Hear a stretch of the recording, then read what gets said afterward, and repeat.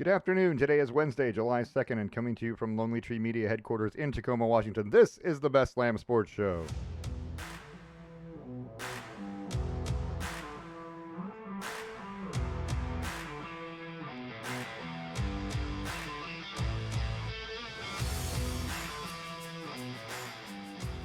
I'm your host, David Lamb. With me is my son, Parker. Say hello, Parker. Hello, Parker. The afternoon studio audience is great.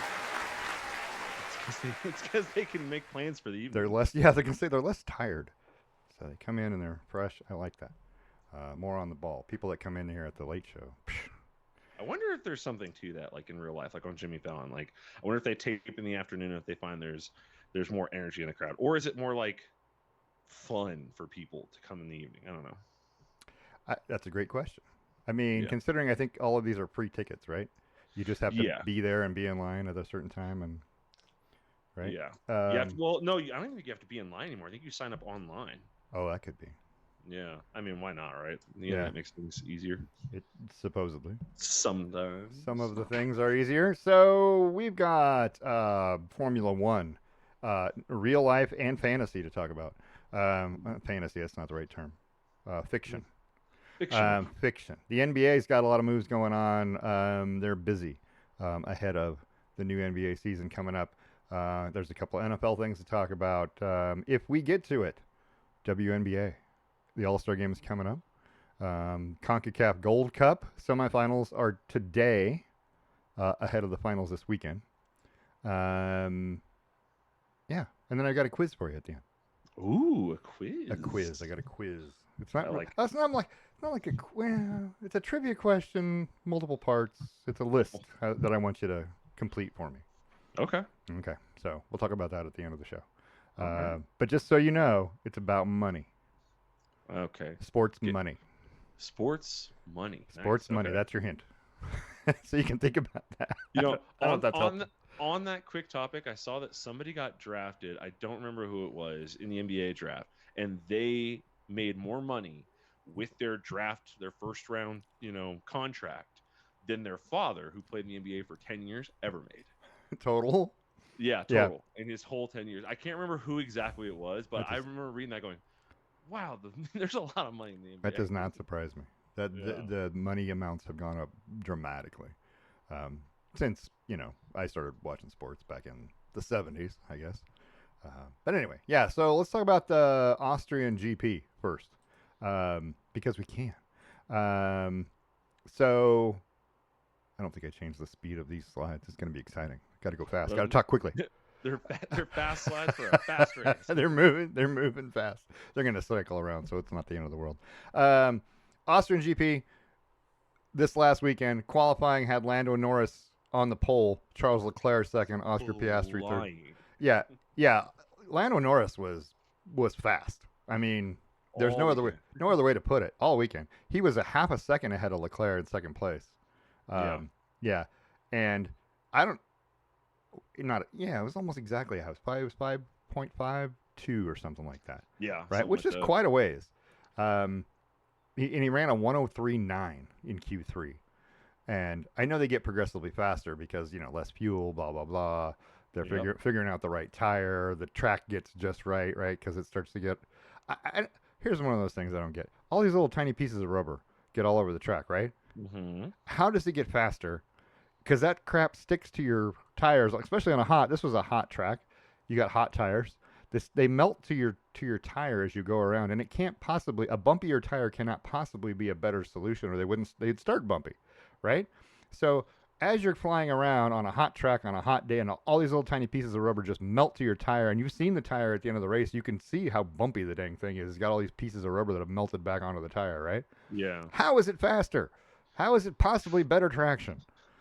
So, well, I don't actually. Well, I'd have to imagine there's a certain amount of like dust and debris and sediment that settles onto a track when it's not in use. Right. So overnight and things like that. So at the first couple cars out are clearing a lot of that crap away, just the same way as like if it's raining the first like 10 laps are making a path essentially And the speed for is the rest of lifting the the race. dust and the Yeah. sand if you're in the Middle East or So whatever. as far as that goes, that part I think is what that is. But the rubber thing, I don't know. Because well, I Right? mean, they have to be the rubber pellets are being kicked off all the time too. So, Yeah, you're putting but some you're of them are sticking to you, and some of them are yeah, flying away. you're constantly picking them up and putting them down.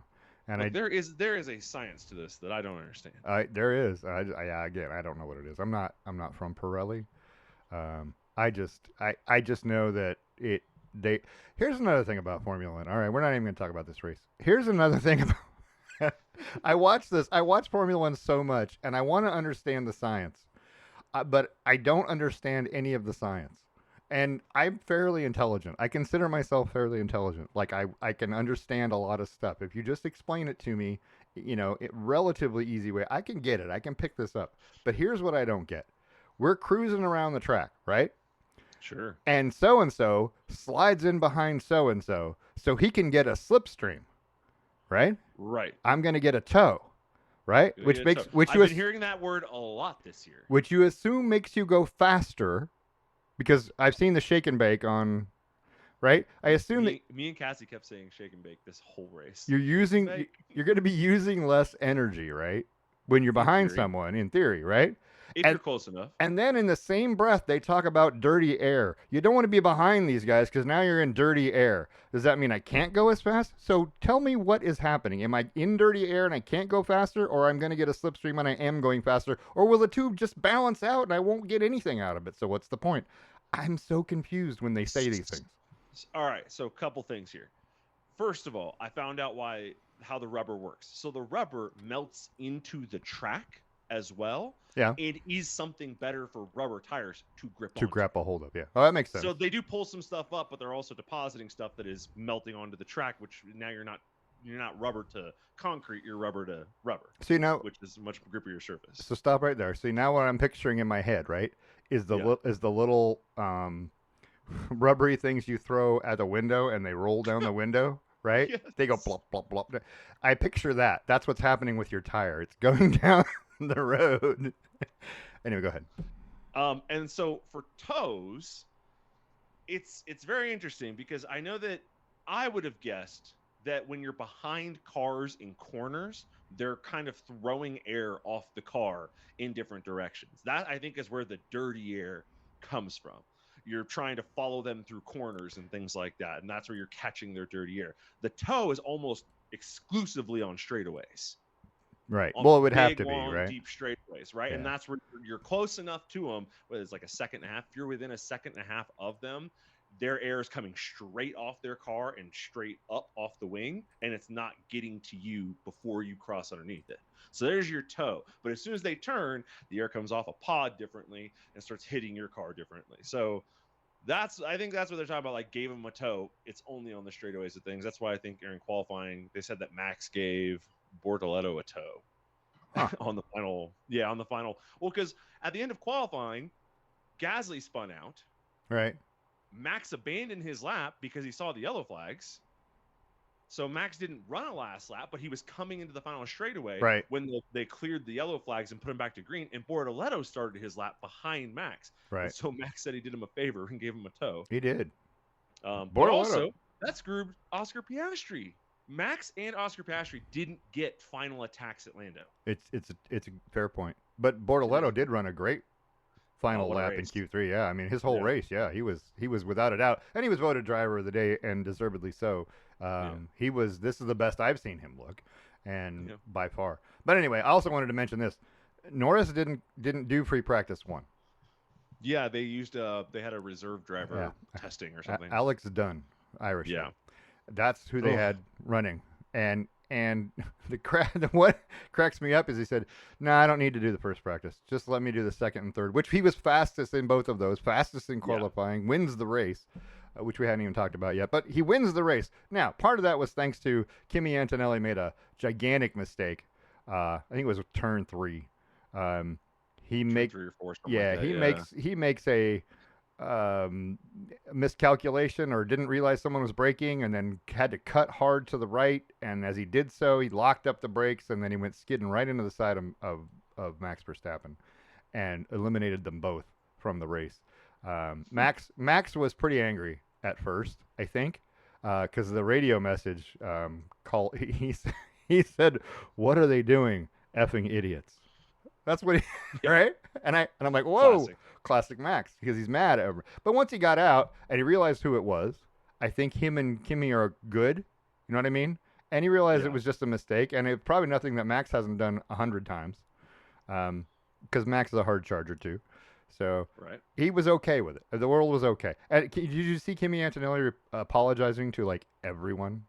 Everyone. Everyone, the team. He went back into the paddock to the team. What do you want to call it? The little vehicle, their cafe, Yeah. and apologized to Red Bull, and he apologized to Max, and he was apologizing Yeah. to everybody. I mean, yeah, this is gonna He made happen. a mistake, He's and gonna, Max even said that in the yeah, interview. It's like sometimes people make mistakes, it and happens. it's the most gracious I've ever seen Max Max, take. yeah, I, Like, I saw a bunch of videos where it was like there's an old video of two F1 drivers fighting. They get into an accident. One guy gets out of the car, is running at the other one, and the other guy's like scrambling to get out of his car and running away. And it's like it says Max if it was anybody other than Kimmy. yeah, that's what I was gonna say. He's just I think charging after him. had it been anybody else, he'd have been so mad. But I think Kimmy was like, "No, If dude." it was George, it would have been a problem. Oh, yeah, that would have been an issue, or maybe even Lando. I mean, I know those two are supposed to be Anybody English. anybody. Yeah, it would have been bad. Yeah, but it was a good race to watch. If you liked watching, you were trying to figure out whether Norris or Piastri was going to win. Oh man, they host Piastri. Yeah, they They kind of host him did. so bad. Like, don't get me wrong, Lando was hot all weekend. We can all agree that he was hot. But they pitted Lando and they didn't pit Norris the next lap. Yeah, And the commentators were like, I don't understand why you wouldn't do it. right. And the pit reporter was like, I don't understand why you wouldn't do it. And I'm over here going, why are they not pitting Why are him? they Let not him run doing it? 3 more laps, let Lando take 6 seconds off of his time, and then pitted him and brought him out 6 seconds behind Lando. And it's like now he's fighting to try and get back to the front. And on top of that, both of his pit stops were over 3 seconds. Yeah, it was. They hosed him because if they would have pitted him right away after Lando's pit, so coming in the next lap, Yep. he would have come out behind Lando with a second and a half, Yep. and you wouldn't have been dealing with all this crap that he ended up dealing with. And then Alpine tried to run him off the road. He did. Well, that was. Yeah, I don't know what they were doing. He got down to 2.5 seconds behind Lando, and then Alpine slapped another second back on there. Bro, he got hosed because he was catching him routinely. Well, that was a Colapinto Sonoda perfect storm, is what that was. And This is why we only need 10 drivers on the track. We don't need these other guys who are okay. and they were fighting with each other, right? Trying to get Yeah. into the midfield to earn some points, which neither of them did. And they almost took out, Piastri, and that was close. But Colapinto was, I think, just reacting to Sonoda, who had gone by him and was trying to move over and get a drag, get a tow. I don't think Colapinto knew who was near him. I don't think so. I think he thought it was somebody else. Or- Because at that time, they were a little farther up. They weren't quite in last place or whatever. Or he just didn't see him.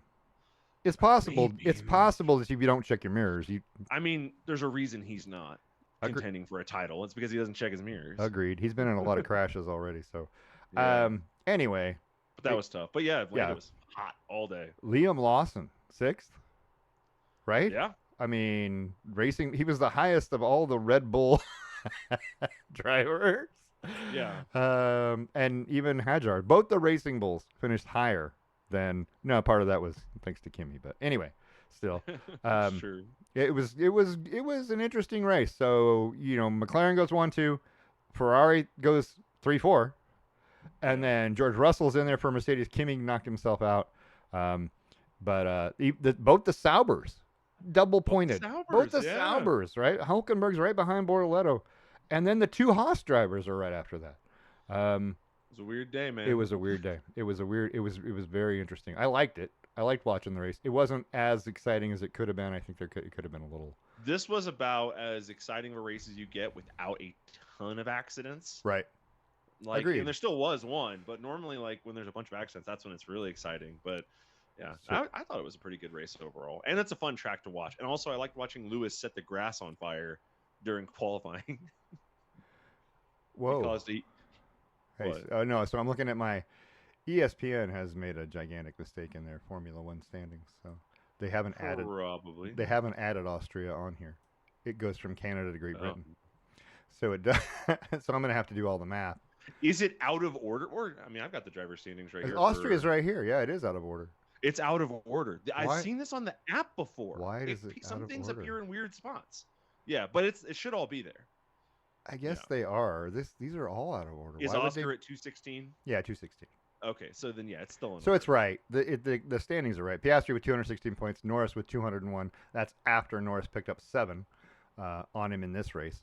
Max Verstappen, I mean, he may be done. He still has a chance in there, but It's getting thin. not scoring points at all. I mean, I know it's not his fault. Is not a good recipe. Lando Norris didn't score any points in the last race either, so there's that. And George Russell didn't score any at Monaco. I mean, so it's possible to do it. It's just it's making it a lot harder on yourself. With Red Bull having, or not with Red Bull, with McLaren having 400 drivers points right now, it's a lot. You can't make mistakes. You can't go out of races, and yes, it isn't his fault. Damn you, Kimmy, but right. you just can't. Now I don't know how to say it any other way other than like it's not his fault. It sucks, but you can't. But you can't. Yeah. Well, and part of that has to do with qualifying again because he didn't one, and you don't have to worry about it. He didn't get that last bit, right? That last Yeah. chance. So he didn't get a chance to move up to second or third or where he normally would have been. So he finished, 7th? Yeah. And that puts you right in the square in the middle of the pack. And that becomes a problem. On the season, the 3 fastest qualifiers are Oscar, Lando, and Max, and 2 of them didn't get a final qualifying lap. Yeah. And it helped Lando get a win, and it screwed Max over. Yeah. But also, he hadn't been doing fantastic the whole weekend. So, like his qualifyings were Part of the issue is Max has 2 wins and 4 second places so far this year, which is really good. Except he got 1 point in Spain, no points in Austria. Those 2 races are dragging him down. If he finishes mid-pack, right, and picks up, well, not mid-pack, let's just say 4th or 5th or 10 points he picks up, right?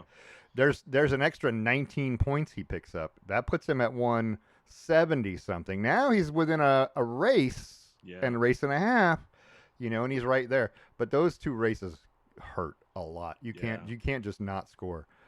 And expect to be in contention. But we kind of knew the McLarens were the faster cars going around. And then, of course, we have rumors that Max might be going to Mercedes.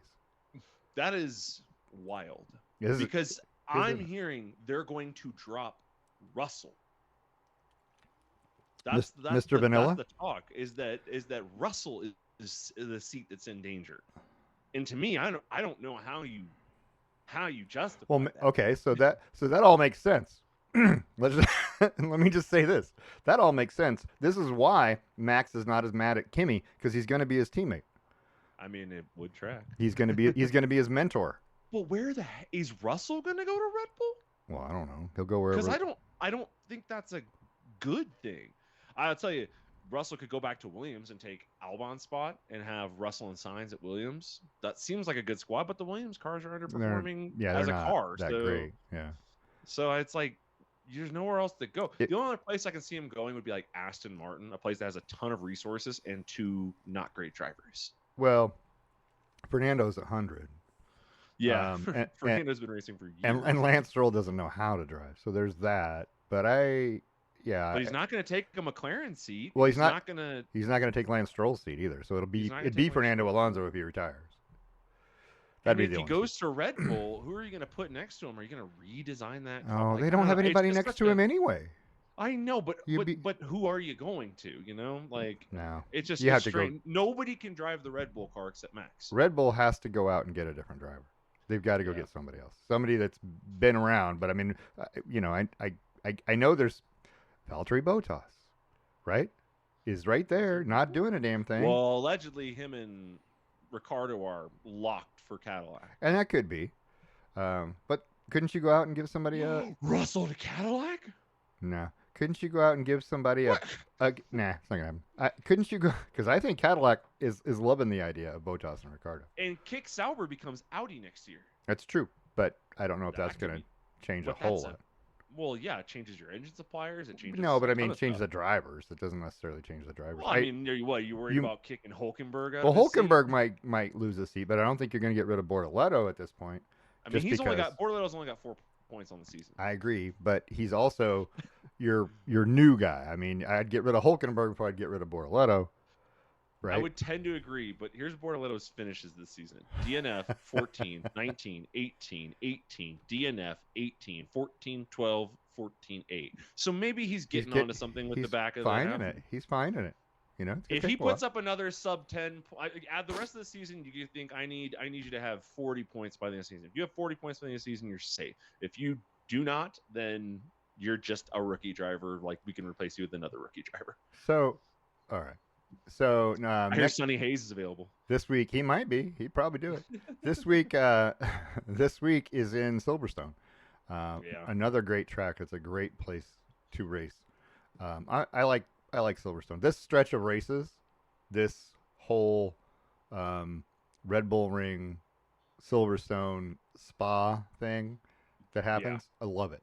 I absolutely love stretch. it. And I wish that I don't know why, but they've got Hungary thrown in before the Netherlands. I don't know why they do that, but just should have gone from Belgium to the Netherlands, right? That would have made more sense than put all those 4 races together, because Zandvoort's a good one too to watch.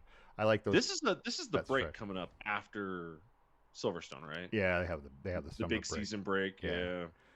Imagine that. They get where the rumors. What other sport do you get that? Where the rumors swirl. It's like kindergarten. They get some time off in the summer. I mean, the kids act like that anyway. So, and I say kids. Max is what, 26? Yeah, he's not a young kid anymore. Well, I mean, he's a pretty young. To me, he's a pretty young kid. Well, that's fair. But I mean, he's not. He's not. He's now in that prime sports age, right? I mean, he was what, 17, I think, when he actually first took over a car. So, you're not prime sports age. 26, 25, 26, 20, that becomes prime sports age. If you're going to do something, that's when you're going to do it, because you're physically at your strongest, right? Mentally, you've seen a lot of things. You should be at your best. According to this, 12 of the drivers are 25 or older, and then 8 of them are under 25, 24 or younger. That sounds right. So, but that little group right there, Leclerc, Max, Russell, Stroll, Norris, they're all 25, 26, and 27. So that's your little window right there of like really good guys. And then Oscar's 23.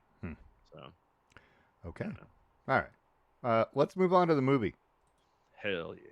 Because, and this is not where it was supposed to start, but it started with this picture. Hey, so that's what we're going to do. There's Sonny Hayes, by the way, driving that APX GP. Apex, as they call it. It's missing an E. Anyway, that's fine. So you watched the movie. Yeah. I watched the movie. I'm giving it 7.5, maybe 8 as a movie.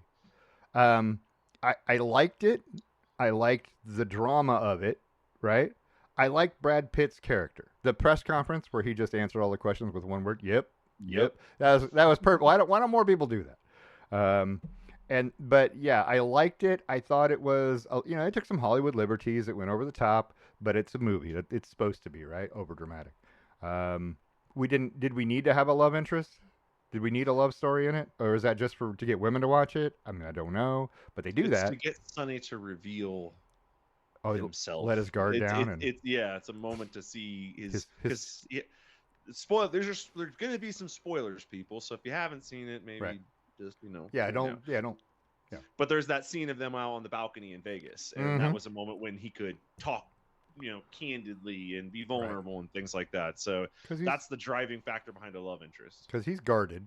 He, like I said in that interview, he was guarded. He doesn't say anything. But it's the movie itself was good enough. I think the racing scene, some of the camera angles were really good. What you saw from the driving, I liked that. I liked all the cameos from the people, to include Lewis's dog. Dang it! Now I can't think of his name. Roscoe. Roscoe is it? Roscoe's credited in the movie. He's actually got his name on the end. And I'm like, yeah, Roscoe's in here. I liked that they had what's his name flipping off. What is his Verstappen name? was flipping off. Yeah, what's his name? No, not Verstappen. The pit, not pit boss. Oh my gosh, it's team principal who's no longer a team principal. Gunther. Oh, Gunther. Oh, They had when at the Gunther flipping off. I thought you were talking about Max when he went by after Sonny was Oh, holding him up, I do remember that. and he Yeah, goes, no, yeah, I deserve that. no, Gunther Gunther. leaning over and flipping him off during the Yeah, Plan C yeah, Plan track C, thing. and that was funny because I was just gonna say I watched the race, and I watched the movie, right? So I watched the movie on Saturday. I watched the race on Sunday. I go into work on Monday, and my boss has seen the movie, and he's an F1 fan, Nice. and he watched the race, and so he was talking about the race, and he's a McLaren fan, so he likes this what's happening, and I said, yeah, I said, Yuki almost ruined it for Oscar. I said, but Yuki almost ruins it for everybody. Yuki was on Plan C. Yuki's on Plan C. Yuki is always on Plan C. He did. He's He hit always a his little wing. dangerous. He hit his wing on somebody, the front wing. I'm like, just like what's his name was doing. I'm like, maybe it wasn't intentional this time, but anyway. Yeah. Yeah, it was a good movie. What did you? If you were out of 10, what do you give it? I give it like an 8.4, and it's not. It's funny because I watched Days of Thunder the day before we went and saw this, and so there's all these parallels and things like that, and there's like literally homage moments in it. Yeah. Like where he's sitting in the laundromat, and where the girl slams him up against the wall and kisses him, or where he throws something in the where. But there's all these little moments that are like scene for scene type things that are clear homages to it. But I remember thinking that Days of Thunder is not a great cinematic like piece of art. No. But it's just so damn fun. Yes. This is the exact same way. I don't think I'm walking away from this going, wow, that movie was enlightening or inspiring or it changed filmmaking, although I do think the way they filmed stuff was badass. It was. But it was so much fun. It was so much fun to watch. I have one criticism of it, and that's that it went on just a hair too long. Just a hair too long. It didn't. So need to, I thought that after he said no, I don't want to take the trophy, give it to him down there, and then he turns and walks away, and all those people are like, he's walking down that tunnel, and all those people are like congratulating him as he walks down the tunnel. Yep. I thought it should have just faded to black, and then reopened with him driving his truck through the desert, and then pulling up to the little Baja thing, saying, "Hey, you guys looking for a driver?" Yeah. I think that's how it should have been. But we had to have an elongated goodbye scene with the girl, and then an elongated goodbye scene with the other driver. Yeah. And just I was like, just let's yeah. wrap this Well, up. again, I think that's targeted. I don't want to say it's sexist, but that's targeted towards a certain audience. They need how they felt a complete story. They need closure. I mean, men don't need closure. This was good. Closure was enough. The racing closure was enough. We didn't need personal the fact closure. that he won. I will say that was a good plot twist. I did not see him. I thought he was going to take out Lewis, or he was going to hold up Lewis, and it was going to give Damon Idris's character a chance to win. Yeah. I thought that's what was going to happen. He was going to do the ultimate team sacrifice, and then Damon Idris's character hits Lewis. Yeah, right. And they go off, and I was like, is Sonny about to win a race? He's about to win a race. Yeah, it was but that's good. all foreshadowed by Javier Bardem saying, for one day you can say you're the best in the world or whatever. It's like, yeah. So, you kind of had to win, right? I mean, that. But it was good. It was fun to watch, and it was a blast. I don't know if it was worth seeing it in IMAX. I know. I don't know that I got much more out of it. The screen was bigger. The sound is good. I get it, but I could have done without IMAX. I need to go out of an IMAX theater and into a regular theater to really contrast the two. But you'd have to do it immediately, walk next door. Yeah. But it was $10 more to see an IMAX or $8, whatever it was, and it's like I don't know. I can't wait to watch it at home. Right. And watch it on my 4K TV. See what it. I'm excited for that. Yeah, that'll be exciting. Actually, I'll probably freaking watch it on my Oculus, or not my Oculus, my MetaQuest, my VR. Oh, there headset. you go. Yeah. Because you can take it and you can make it big and cover up the whole room, and then those driver scenes are gonna look awesome. So here's the question, and this is just something I read just recently. It isn't about the movie, but the F1, the end of the F1 season finishes in Qatar and Abu Dhabi. Correct. Or as they say on the British guys say Abu Dhabi. Crofty always says it that way, Abu Dhabi. Anyway, so there's a question of what if there's still conflict in the Middle East when those races are scheduled to come up, because air travel's been disrupted and a military U.S. air base in Qatar had missiles fired at it, and what if there's still shit going on in November, December? Will they race those Well, races? they canceled the race in Russia Yeah. for, Well, and that area wasn't even under attack. that was per political se. reasons. Yeah, they just were like, no, we're not going to support what you're doing. But this is what's going on in the Middle East is really there's some internal conflict, of course, but it's really a U.S. versus the Middle East, and F1 is not a U.S. thing per se. Right. So the only reason I see them canceling it is if there's like direct threats to the event, the area, the Right. safety of the drivers and things like that. But I don't think the political storm that's going on is impacting it yet. Because there were talks of canceling the Russian GP before that year even started. Yeah, and they were like, we might just take this off the thing. So. And they may not do anything, and I get that, but they're actually working on a plan, is what they're telling us. But I what's the plan? We're gonna race somewhere else. Anyway. Oh, bring back the German GP. Oh, there we go. See, but anyway, it right now they said we're not worried at all that this will have an effect on the championship, and we're not concerned that it's going to still be going on and da da da da da. You're saying all that, I get it, but also, you never know. So just you never know. Be ready. Let's. What do you want to talk about? You want to talk about the NBA? We should talk about the NBA. We should talk about the NBA. So let's talk about the NBA. Some crazy stuff going on. I don't know. There was a lot of trade things that happened before the draft, and then, well, 2 or 3, and then there was the draft trade stuff, which I can't keep track of. I mean, there's a lot. There's a lot of crap that goes on. Back on June 15th, Orlando and Memphis decided to get together and make a trade, and Desmond Bain went to Orlando. That's right. KCP, Caldwell Pope goes to Memphis along with Cole Anthony, and 5 first-round draft picks. 25, 26, 28, 29, and 30. Holy moly. That's a lot of first-round draft picks to give up, in my opinion. Seems like a lot, yeah. It seems like a lot. So now Orlando has extra first-round draft picks forever. Or Memphis does. But, of course, you got rid of Desmond Bain, who, I mean, that's a pretty good-sized guy. I mean, that's a pretty big trade to me. I don't know if I would have pulled that. Maybe they just wanted to rebuild. Maybe it's contract related. Maybe it's, I don't know. But that's a lot. Is there a winner in that? In the trade? The Desmond Bain stuff? Yeah. Well, we talked about this last week a little bit, and I don't think so. I think you're just swapping pieces for pieces. Right. None of these guys are all-stars or superstars. Right. You're just kind of moving things around. But you do get a lot of draft capital. You do. So they didn't, and then they can trade that. That might be the winner. They can trade that off. That might be the winner because yeah. I'll say that. That's the winner. Coming away with that many draft picks is a big deal. Yep. And then you had the Kevin Durant trade, right? We talked about that. Going to Houston makes Houston an interesting team, right? We had the trade between the Blazers and the Celtics, right? Drew Holiday to Portland. I don't know if that's a great trade.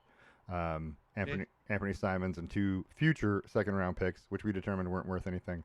You had the Jordan Poole, C.J. McCollum swap, whatever you want to call it. Swap. And they swapped second-round picks. Not that anyone cares. You had the 3-way Terrence Mann, Kristaps Porzingis, Georges Niang trade with a bunch of picks going along with it. Although Brooklyn did get a first-round pick out of that. Yeah. So they might be the big winner. Something too. Might be. And so then you have the Suns and the Hornets did a little trade, and it wasn't. I mean, Mark Williams and then you had the Blazers and the Grizzlies on draft day, right? Trading picks to get Yang Hansen, and Blazers also got a 2028 first-round pick and 2 second-round picks. So it's trade stuff. It's capital again that you can use to drop down 5 places. Any of the other things? The Pelicans moved up to draft Derek Queen. I don't know if that was Derek Queen's supposed to be a big deal. Was that? Go ahead. There's a lot of other really good ones out there. Dorian Finney-Smith is coming to the Rockets. The Rockets just grabbed Kevin Durant. Now they got Finney-Smith, so the Lakers just lost him. Right. That's a pretty big deal. Let's see here. Michael Porter. That here. What's it called? Good. waiving Dame to bring on who's the big man from frickin' Indianapolis? Oh, or Indiana. Who is what? Oh my God! What?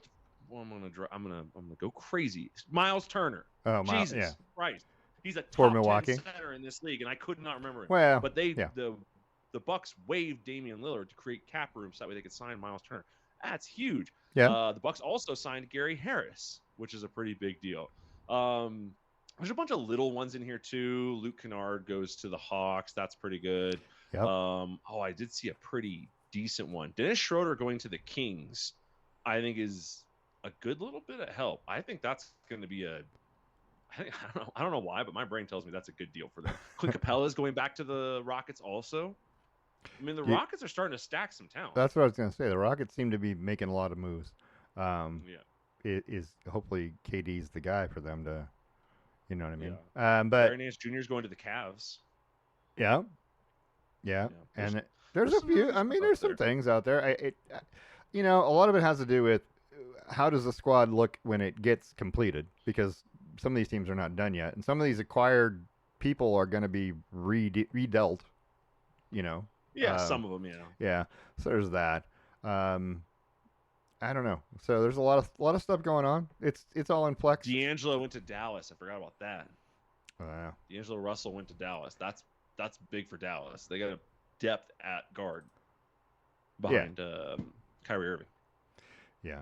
So there's everyone wants a splash, a Kevin Durant or a this or a that, but the way teams are built in free agency are these guys. Your Gary Trent's coming back to Milwaukee is huge for Milwaukee because that's bench depth. That is talent that is not at a $60 million pay level. right. Like so when I get excited for this time of year because this is when you get to see how teams want to build it. What the Nuggets are doing by taking Hardaway and Valanciunas and Cam Johnson and Bruce Brown and getting rid of MPJ. That's huge. They've just built their team, and none of those guys are, an all-star. Right. But they're all really important. And DeAndre Ayton now signing with the Lakers. Ayton now with the Lakers. Yeah. Right. Gosh, I just don't like DeAndre Ayton. 2-year deal. Yeah, I mean, there's some stuff going on out there. Yeah, I don't know.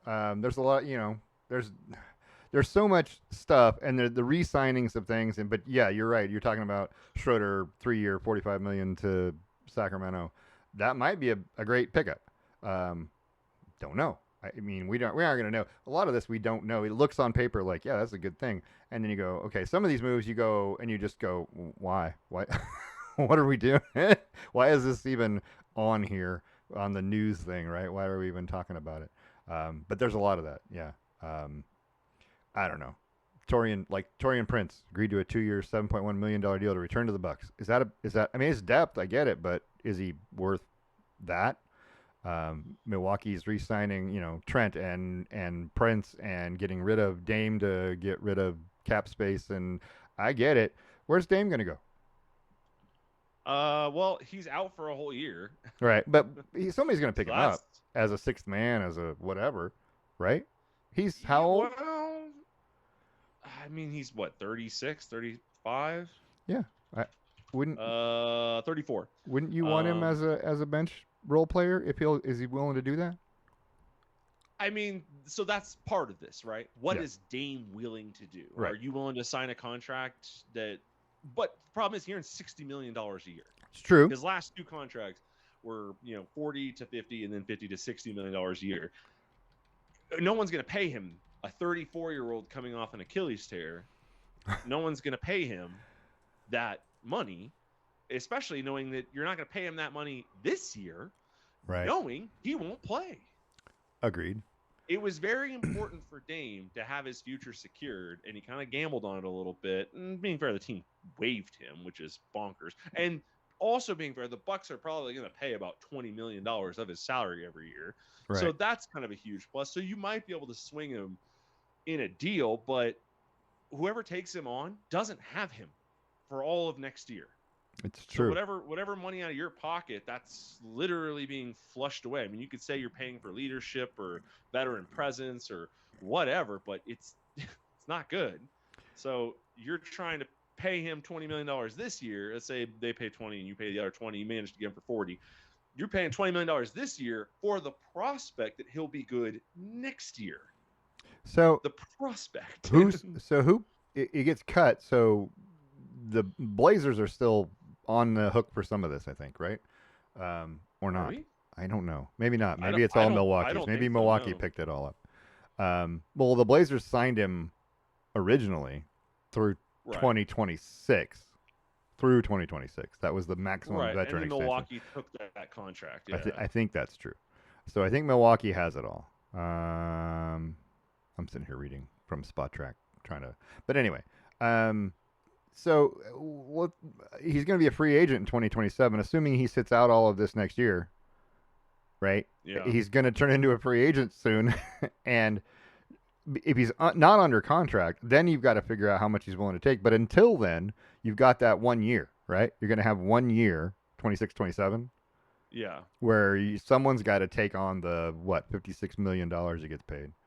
Well, it says that he has 113 million remaining on his contract, and Yeah. the Bucks are stretching that over 5 years. So the Bucks are going to pay that 113 at over 5 years, 20, Okay. 22, 23. So they're paying 22 or 23 million dollars a season. But Okay. he's not going to go to a team without a contract. No. So now it's just to Dame, what are you willing to take? Right. And who are you? Yeah. Is he willing to come back to Portland? I just Finish the a Blazers career? should do that. I don't know. I'm just saying. He's loved here in Portland, so maybe that would be something that he'd be willing to or consider doing. But I'm thinking at some point in time, you have to realize what I understand what you think you're worth, and I understand what you used to be worth, but there has to be a realization of you're not worth that anymore. And well, yeah, I think he's dealing with that. yeah. And so at some point in time, you're going to say, hey, listen, I can't give you, $50 million a year, but what I can give you is this and a spot on a roster, and you help us out, by giving us 20 minutes, 24 minutes a game, not 40. I'm not asking you to play 40 minutes and carry the team. I'm asking you to be a role player, and somebody's going to get that. I just don't know who that's going to be. And then the question is, can he stay healthy? Because recovering from this at age 34 is not that easy. It's not great. Not that. It's not a great a good scenario. I think that Dame should go to whatever goofy team will pay him the most. Goofy team. That's right. I think that's the way to say it. It's going to be a Detroit or somebody some other team that sucks and is mismanaged. It's going to be one of those teams. But go there, take your payday. Is probably your last big one. Take it, and then after a season where you're sitting out and just being a bench leader, then you can try and come back and do something with it and see if you can prove to people that you earned it. But I can't picture any team that would want to take that on. Like he's gonna ask for $30 million from your team, and he's not worth $30 million this year. But you have to pay him it this year to get him for next year. Right. Because next year, if he's healthy, his value is very different. That's true. You're right. I don't know. So anyway, he's in a no man's land of contracts, but somebody will pick him up. There is a doofus team GM out there who will take him back, and it might be the Blazers. It might. Well, Portland does some weird crap. By the way, I wanted to I looked this up. The player, remember I said there was a guy who earned more than his father? Yeah.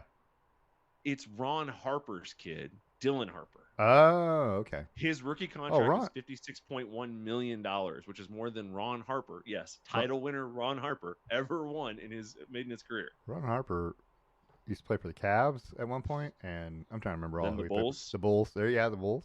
Ron Harper was a good player. Yeah. And you just don't. Meh. Interesting. Yeah. The money has changed. He played for 15 years. Yeah, and made less than his son did on a signing day. That's just crazy. Well, hopefully he'll buy his dad a watch or something. Hopefully. Spend some money on your dad. He's the reason why you're here, right? First of all. Let's talk about the NFL and a gigantic trade between the Dolphins and the Steelers. The Dolphins traded Jalen Ramsey and Jonnu Smith in exchange for Minka Fitzpatrick from the Steelers. Minka Yeah. Fitzpatrick has been a Dolphin before. Um, Jonnu Smith was the leading. He set like a franchise record for tight end. I want to say receptions last year, and yet they're getting rid of him. Pittsburgh does love their tight ends, Pittsburgh does. so there's that.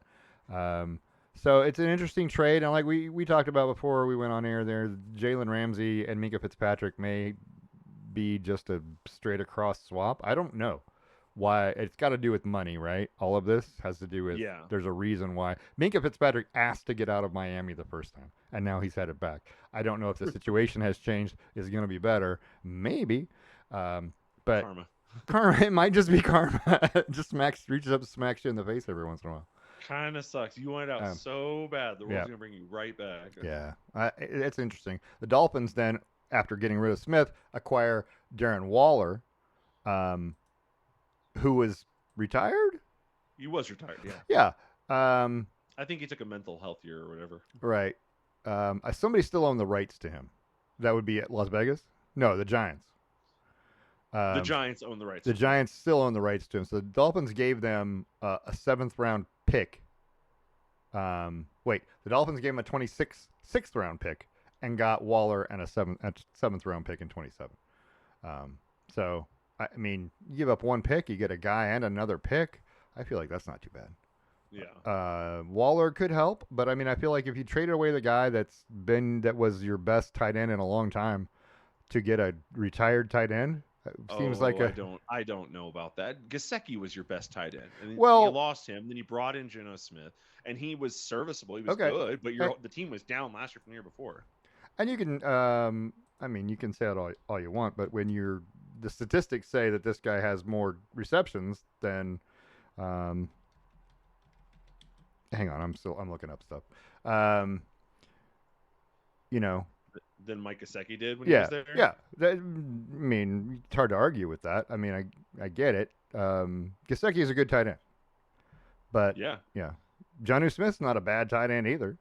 No, not. Yeah. I'm not saying he is, but I'm like, he's only been your guy for 1 year, and yeah, he had 884 yards, and 8 touchdowns. He had his best season as a tight end. Go figure, in an offense that is notorious for putting up touchdowns and numbers. It's true. The Dolphins are the epitome of a statistical offense. Their numbers are crazy. They don't have the wins to back it. Well, historically, because they get yards. Well, it's because they put 70 points on the Broncos one game.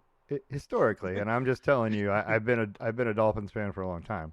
Historically speaking, the Dolphins don't use tight ends well. The tight end hasn't been a thing that they go to. Gesicki, yes, probably had more yardage in his career than any other Dolphin tight end, right? But he also played 81 games. He had 2,600 yards. So if you're talking about 81 games, that's what, 5 full seasons? So you're looking at 500 yards a season.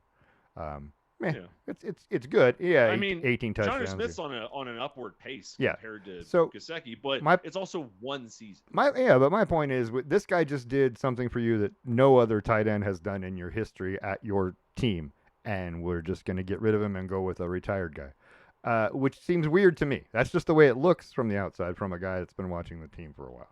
I'm like, I wouldn't have done that, but hey, all right. Well, Darren Waller was on the sidelines for a single year, right? Yep. Right. It was 1 year? 2 years?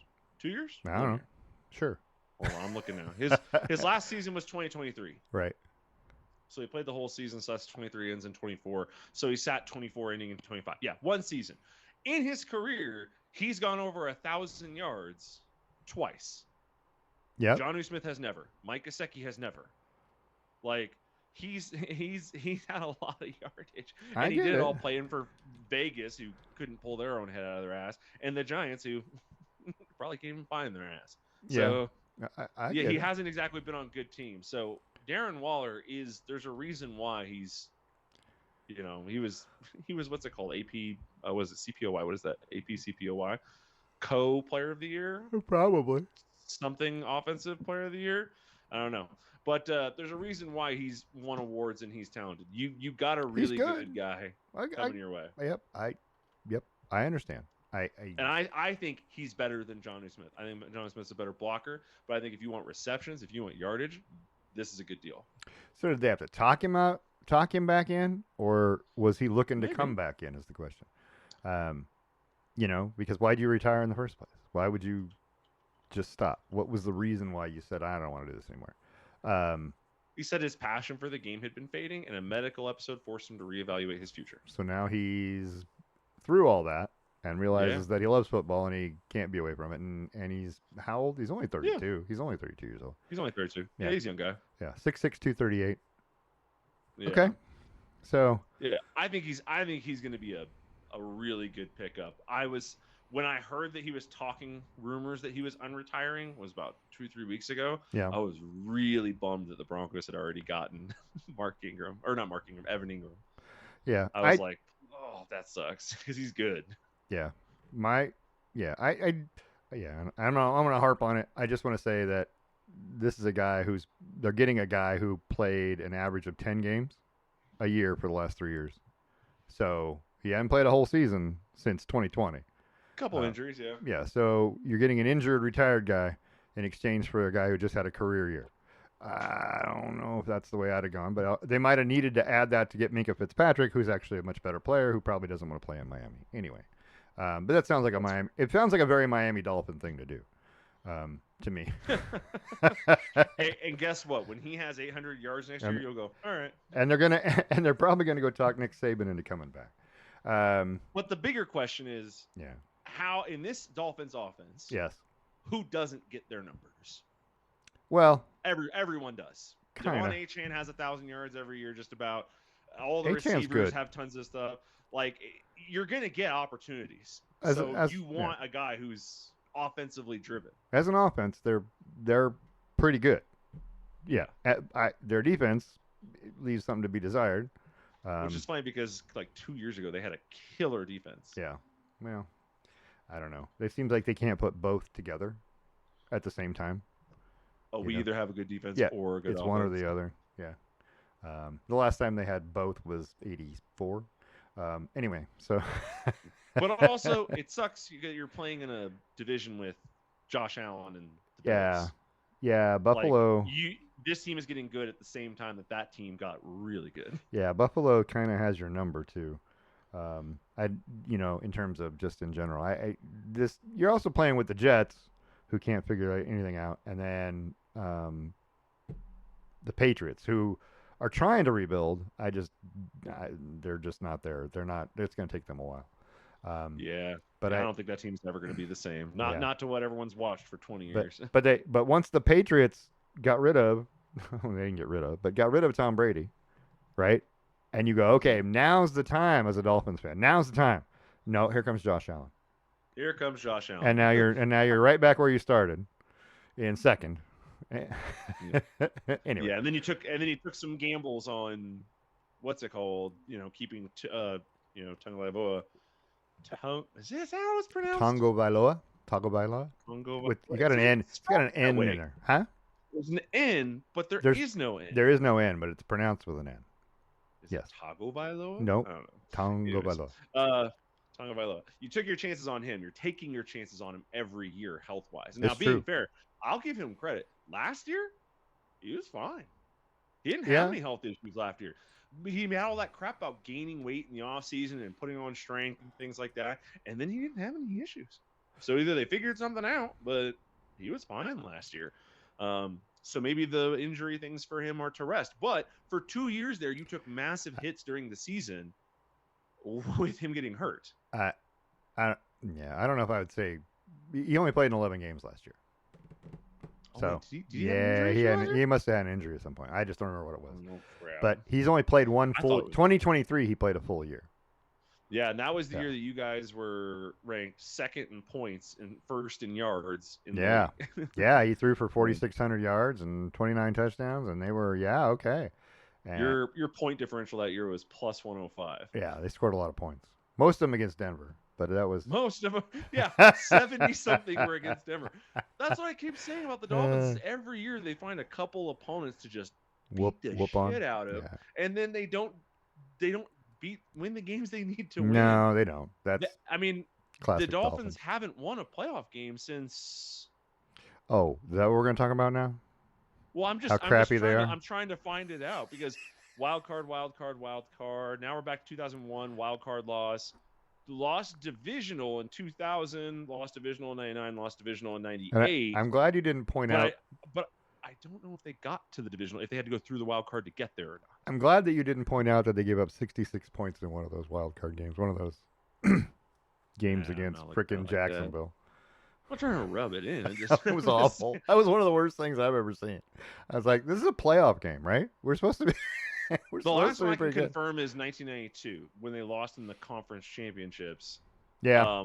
But that's because in some of these ones where it's lost divisional, I don't know if they made it past the wild card. I don't know if they got straight to divisional or if they had to go into wild card first. So I can probably kind of one of those ones. Yeah, I don't know. That's a good question. The Miami is so frustrating to watch. This has been these are my teams, right? The Dolphins, the Blazers. They've been so frustrating. The Blazers had a couple opportunities where they were good, but they, since the '90s, they haven't been good that often, right? I like that. Since the '90s, right? They haven't. I mean, let's be honest. The Blazers have had like 2 or 3 good teams since like 1994 or 3. Right? Their last playoff win was December 30th, 2000 against the Indianapolis Colts. Okay, so it's been 20-something years. That was a wild card win in 2000. Yeah, it's been a minute.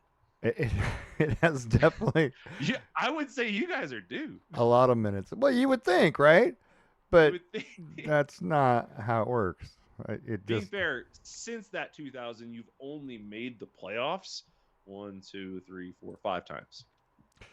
Yeah. So in 25 years, you made the playoffs 5 times. 2 of those were in the last couple of years.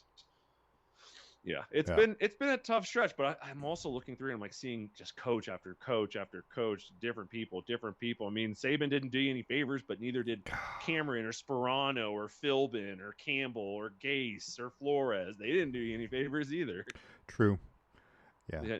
There've been just nothing but a stream of coaches. Your last competent coach was Shula. Johnson in the 90s. Shula before that. Shula and Johnson. Yeah, and you had Shula from 1970 to 1995. You had him for 25 years. Yeah. Yeah. They didn't have. At least he got you a couple titles in 72 and 73. Yeah.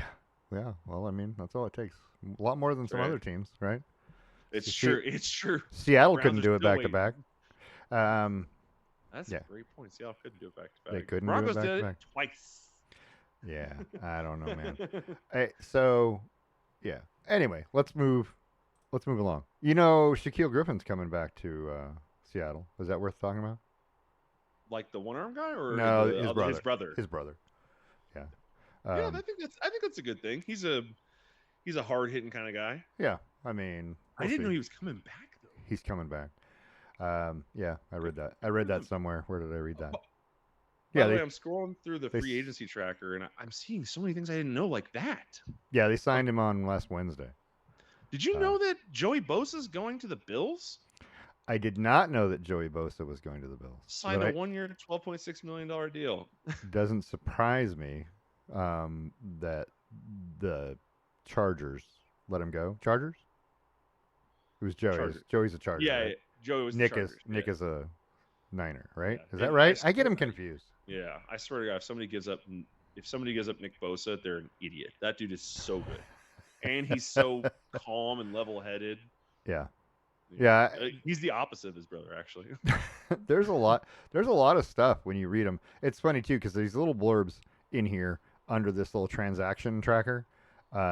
It just lists all the team transactions, right? Anything that happens, and it has like a 1-word or a one sentence blurb. Traded safety Minkah Fitzpatrick to Miami Dolphins for quarterback. Blah blah blah. Blah, right?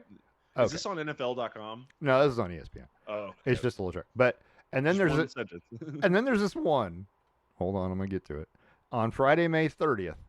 This is old, but the Bills posted this. Promoted Terrence Gray and Andy Gosper to assistant general managers, RJ Webb to college area scout, Ryan Moore to manager of football administration and operations, Dennis Locke to vice president of football research, Louis Guillermo to senior director of application development. What is that? Warren Zarilla to assistant director of application development, Santino Parlato to football analyst, Tabani Richards to senior assistant athletic director, Joe Mika to senior director of rehabilitation and player health, and Alyssa Lee to assistant athletic trainer, named Mary Kathleen Collins to player personnel coordinator, and Mike Mika to director of rehab senior assistant.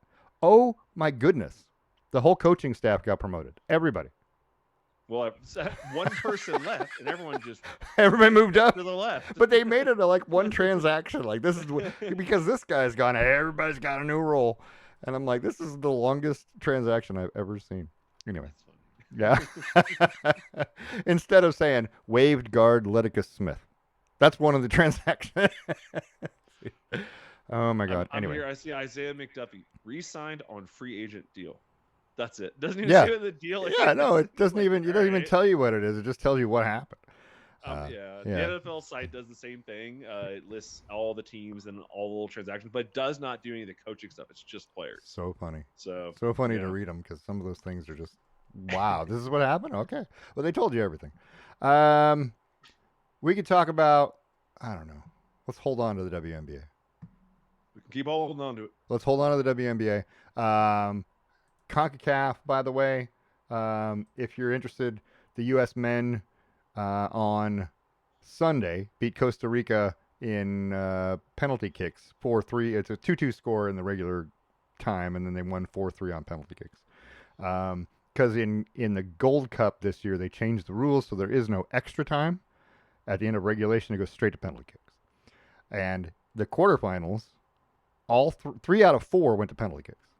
The only one that didn't was Mexico.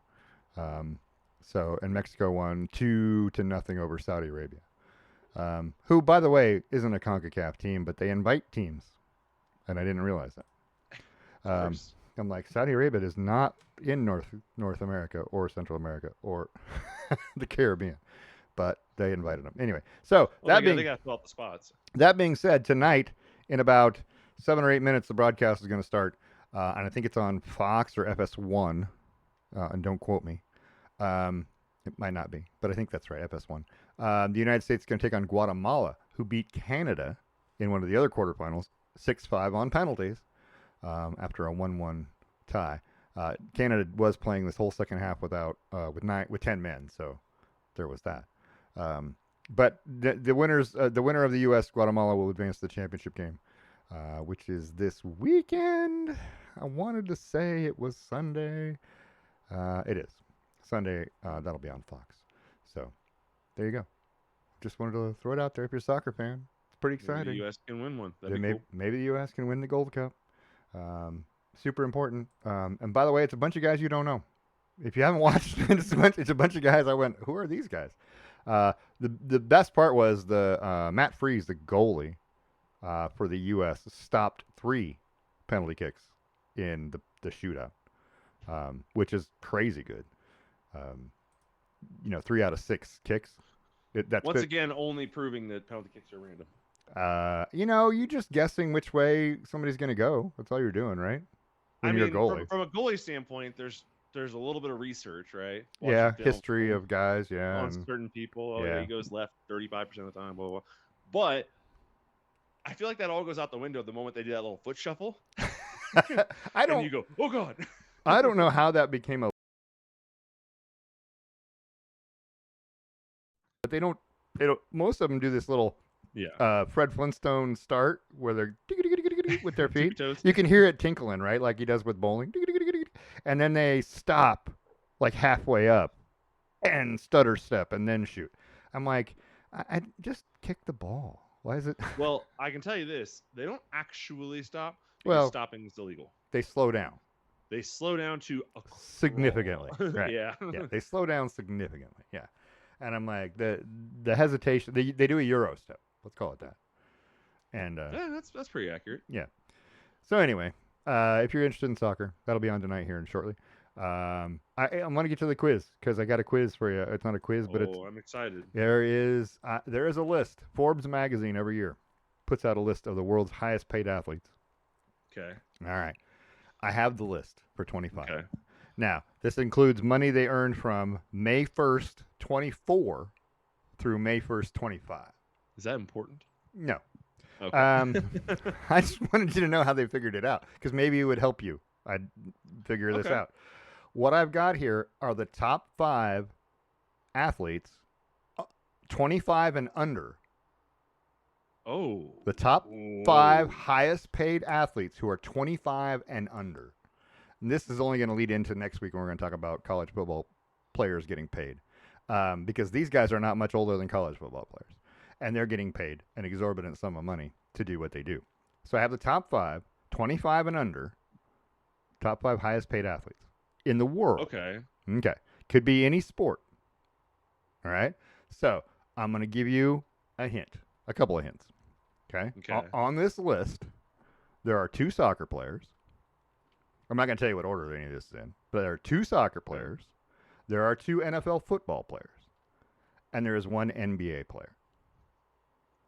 All right. It includes off-field and on-field money, regardless of where they're from. Okay. So, can you name any of the 5 just off the top of your head? Yeah. Well, one of the soccer players is the dude from Norway. What is his name? Is it Harland? Holland.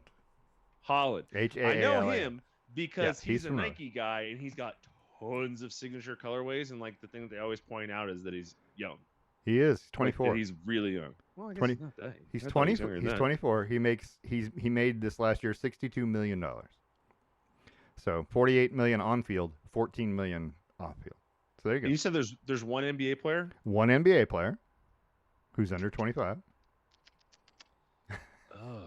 I feel like there's a couple good options in there, but I feel like can I get a hint for the team?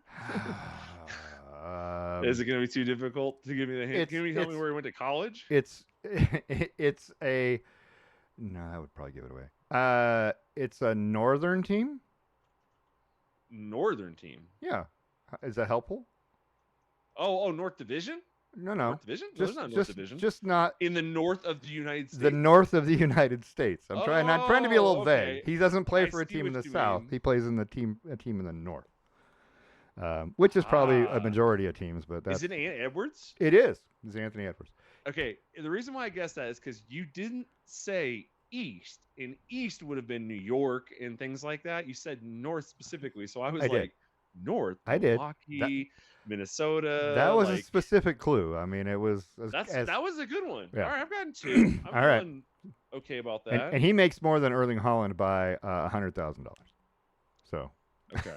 He's number 3 on the list, by the way. Haaland is 4. All right. So there's 3 more. So there's 2 football players. There's 2 football players and 1 more soccer player. You probably won't get the soccer player. I'm just saying. Let me get a hint on the football players. Oh my god. Or one of them. I'm sorry. I know young guys, but I'm trying to think about young guys who have signed significant contracts. One of them is probably the top 2 or 3 at his position in the NFL. Young top 2. Yeah, he's really, really good. Justin Jefferson? Justin Jefferson. That's right. Hell yeah. He's number 2, $72 million a year. He only makes $4 million off field. All right. So he's 25. Okay. So there's one more. There's one more football player and one more soccer player. And the other football player is the highest paid 25 and under athlete. Huh. So I'm hesitant to give you a clue, but he is not a wide receiver. Is that helpful? It does. Well, he's not a running back because there's not that many young running backs, and there's not that many young running backs on big contracts. So he's probably, if he's not a wide receiver, he's either a defensive end or a quarterback. Okay. And if he's a defensive end, you're already logicking it out. I don't even have to do anything. And if he's a defensive end, I'm thinking young defensive ends. Or what's his name? Oh wait, is he that young? Plays for the Cowboys from Penn State. What's his name? Micah Parsons? No, Oh, it's okay. not Micah Well, not Micah Parsons. He's a pretty young guy, isn't he? Parsons. I will tell you that I think he's on this other list that I have. Hold on, could be wrong. Hmm. No, he's not on this other list either. What if it's somebody like what if it's somebody like Panay Sewell? What Like if a it? young What if guy. it is? Is it Panay Sewell? No. Oh, darn! But I mean, what if it is? I mean, they're all young guys, so I mean, yeah, it could have been, right? How old is Panay Sewell? He's got to be older than that. He's got to be older than 25. He's been playing in the NFL for 4 years, 5 years, assuming he graduated. 22. Yeah, well, I mean, maybe not. Edge guy, Will Anderson, No, Texans. no. Damn it! All right. So let me give you. Wait, hold on. Okay. One more guess. Yeah. C.J. Stroud? No. Oh, okay. But you're need another closer. hint. You're closer. Oh, it's a quarterback. Well, I just said you were closer. I didn't say it was a quarterback. Okay. But I said Well, closer. I mean, I've guessed 3 defensive ends. Yeah, you did. You did, and they were all wrong. So that's a good point. There's not C.J. Stroud. Who are the other young quarterbacks in the league? Yeah. Oh, what's his name? Pretty hair guy. What's his name? Yes. What is his name? That's exactly how they have him listed here. Oh, what is his name? Plays for the Jaguars. Plays What for is the his name? Jaguars. Trevor Lawrence. Trevor Lawrence. That's the guy. Yeah. Is it him? Yeah. Yep. How much money does Trevor Lawrence make? $80.5 million a year. 74.5 on field, 6 off field. Why? Because he's their guy. He also has, contracts with Ritz Crackers. Well, that's a big deal. Yeah. American Eagle. Clearly a contract with Head and Shoulders. Ever been? You would think. I think that's only Troy Polamalu and who's the other one? Oh, who is the other guy? Who's in there with? It's not Pat Mahomes, is it? Because they're doing hair. Maybe it was Pat Mahomes. It might be Pat Mahomes. Head and little Troy. Shoulders, NFL guys. Little Troy, I think was in there. Little Troy. Oh yeah, it's Pat Mahomes. It's yeah. Pat Mahomes. Because they have Really, hair. Pat Mahomes? I don't know. I mean, I don't know. I wouldn't feel like consider there's dudes with better hair. And there's in the league. one more guy at number 5. I never heard of him. I mean, I've heard of him, but he's not the kind of name that you're gonna hear about unless you follow soccer. Okay, who does? Well, I can even tell you who he plays for. He plays for Real Madrid. But that won't help you. Well, I don't think it'll help you. So. No. Okay, no, I don't know. Who is it? His name is Vinicius Jr. He is. That's I his have whole. heard this name. His whole name is long. Sure. If you look it up, I don't know if they put it on here on the list. Oh, I see it. Yeah. Vinicius Jose. Yeah. Peso de Oliveira Jr. Yeah, that's his name. Anyway. Okay. But he is the number 5 in terms of that. And so there you go. That was just for fun. Those are the top 5. Wait, you're trying to tell me there's no F1 driver on here? Not under 25 that makes that much money. Oscar Piastri contract. Multi-year contract. I want to see a value. Okay. So 3-year contract, including $81 million signing bonus. Yeah, it doesn't. I don't know. The base salary of $6 million a year. I don't know. I find it incredible to think that if he got paid a signing bonus, and it was not before this time, prorated out, then it's before this time period. Yeah. And it would have been because it was signed in late 2023. Right. Max used to be on this list. Oh. But he's not anymore. He's 27 now. Yeah, he's too old. There used to be some other guys on this list. Lando Norris is 25, right? Oh, but it's under 25. 25 and under. 25 and under. 25 and under. Oh yeah, Lando Norris is 25 years old. Yeah. There's no way you're going to convince me that Lando Norris doesn't make more than Vinicius Jr. Okay. Vinicius Jr. made $55 million last year. So, if you can find it that he got paid more power to you. Lando Norris's contract is $25 million per year. Yep. So that's $25 million. All right. So all he has to do is clear another $25 million in 30 million off field, off track. And how about this? According to Spot Track, or Spot Track? Yeah, I think it's just Spot Track. It says that in 2024, he had a $20 million cap hit with a $20 million cash for a cumulative total of 55. Oh wait, that's cumulative the last 2 years. So he made $20 million last year. Yep. For that, you're not going to convince me he didn't make $30 million from other stuff. All right, I'm telling you, there's only 2 F1 drivers on the top 50 paid highest athletes in the world on this list, and one of them is Max Verstappen, and the other one is who's Lewis Hamilton? Lewis Hamilton. There you go. Lulu. Highest paid athlete. Now Lewis Hamilton's making money out of Denver, so highest paid athlete. Period. On the list on any of these lists, and it's by a long stretch. I'm just going to tell you. LeBron James or Michael Jordan? LeBron is 6th. And Michael's not on here. Is it a soccer player? Yes, it is a soccer player. Oh, is it going to be what is this? Ronaldo? Yes. $275 million. 225 on field. 50 off the field. He could buy an F1 team. Yeah. His just on field earnings would still have him 70 million ahead of second place. That's crazy. Yeah. Second place is a basketball player, just for fun if you're going to go this way. Highest paid basketball player in the world. And it's not LeBron James. It is. LeBron is 6th. It's not Luka. It's not Luka. Luka used to be on the 25 and under list, by the way. Oh, well, that makes sense. But he got too old. Does this person play in the NBA? Yeah. Okay. Oh my gosh, who's making that kind of money? He makes 56. Oh, here's the deal. He makes 56 million on field, 100 million off field. Steph Curry. There you go. He's got a pretty massive Under Armour deal. Yeah, and what, State Farm, and I can't remember who else he all does this thing for. That's crazy. But rounding out the top 5 just for fun, Tyson Fury is number 3, boxer. Dak Prescott is number 4. He's the highest paid football player. Okay. Yep. And Lionel Messi is number 5. Then I told you LeBron James is 6. So yeah, there you go.